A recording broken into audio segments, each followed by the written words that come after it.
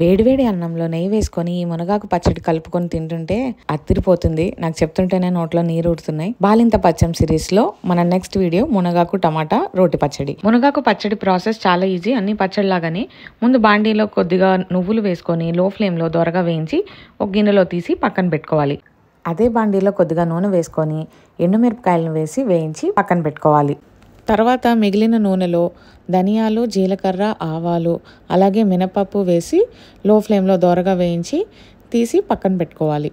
తర్వాత అదే బాండీలో టమాటా ముక్కలు అలాగే మునగాకును వేసేసి బాగా కలిపేసి అందులోనే వెల్లుల్లిపాయ రెబ్బలు కూడా యాడ్ చేసేసి కొద్దిగా పసుపు వేసి బాగా కలిపేసి మూత పెట్టి ఆకుని మగ్గనివ్వాలి.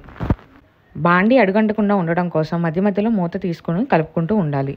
మగ్గిపోయిన మునగాకు చల్లారేలోపు మనం ముందుగా వేయించి పక్కన పెట్టుకున్నవన్నీ ఒక మిక్సీ జార్లో వేసుకొని టేస్ట్కి తగినంత ఉప్పు వేసి బాగా గ్రైండ్ చేయాలి.